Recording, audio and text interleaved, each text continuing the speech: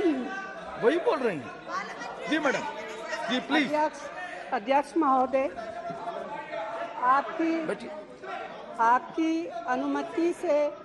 आपकी अनुमति से मैं एक ज़रूरी मामले पर बोलना चाहती हूं, जो हमारे देश के सामूहिक भविष्य को प्रभावित करता है।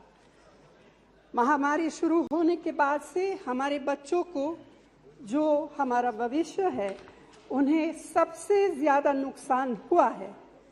देश के सभी संस्थाओं में से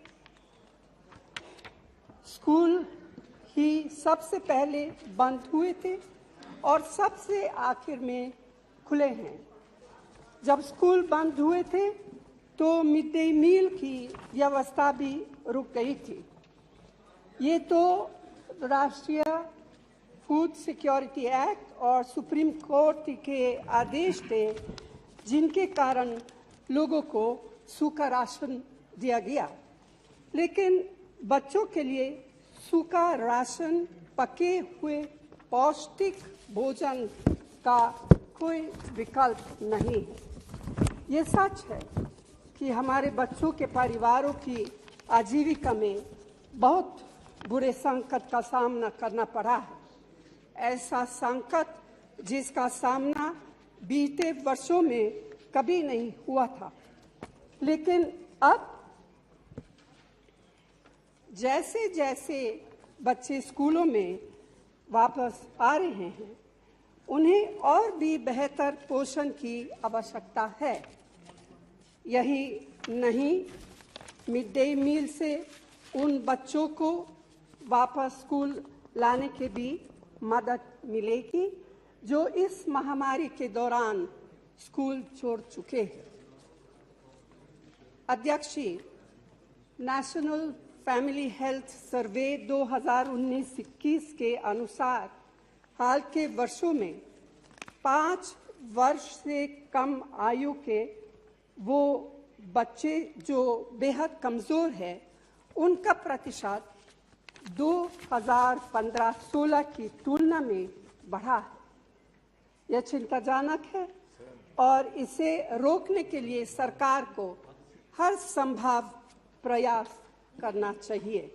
इसीलिए अध्यक्ष जी, मैं आपसे, आपके माध्यम से केंद्र सरकार से आग्रह करती हूं कि ICDS कार्यक्रम के तहत गरम और पका हुआ भोजन फिर से शुरू किया जाए और मिड डे मील को भी तुरंत शुरू किया जाना चाहिए।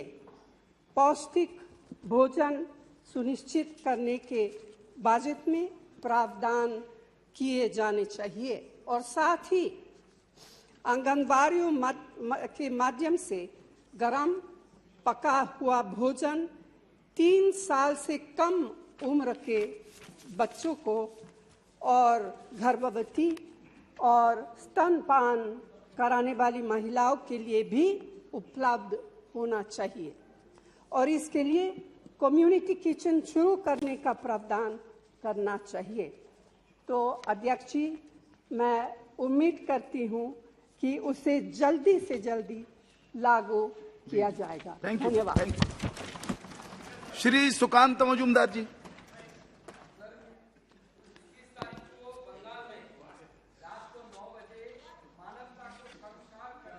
घटना घटी कुछ दिन पहले, उस दिन से कुछ दिन पहले टीएमसी के एक उप प्रधान, डेप्यूटी पंचायत प्रधान का मर्डर हो गया था। उसका बदला लेने के लिए 5 घरों को जला दिया गया।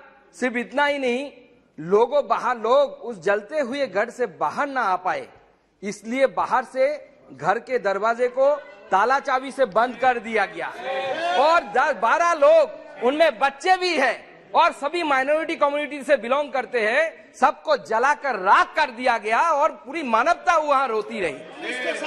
सिर्फ ये नहीं, वहां के गांव वाले बोल रहे हैं 20 लोग लापता है।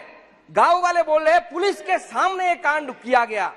सर, आपके माध्यम से मैं पूरे देश को बताना चाहता हूं, लास्ट 1 हफ्ते में पूरे पश्चिम बंगाल में 26 पॉलिटिकल मर्डर हुए हैं। इन 13 को पकड़ ले तो पूरे पश्चिम बंगाल में लॉ एंड ऑर्डर सिचुएशन पूरी तरह से ध्वस्त हो चुका है। हमारे सांसद जगन्नाथ सरकार के गाड़ी के ऊपर बम से हमला किया गया।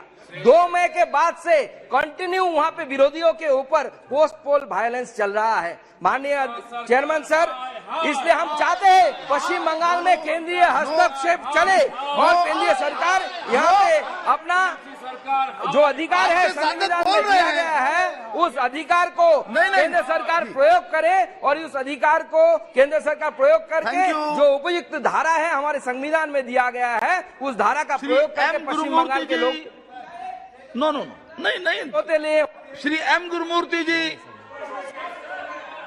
श्रीमती चिंता अनुराधा जी बोलिए।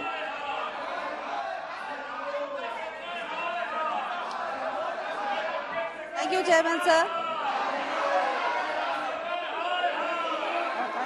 The prices of LPG cylinders have increased in the last few months. Currently, LPG cylinders, both subsidized and non-subsidized, are available for around 900 as of March 2020 in major metros. Such high-cost domestic LPG cylinders has badly affected poor and middle-class households. The prices has increased 50% and increased with rising international oil and gas prices due to the ongoing Ukraine-Russia conflict. आपकी बात रखी जा चुकी है, बैठ जाइए, बैठ जाइए। Provided nowadays, आप बात रख चुके हैं अपनी, आपको पूरा अवसर दिया गया। बैठ जाइए प्लीज, बैठिए, अब बैठ जाइए। नहीं बैठ जाइए आप।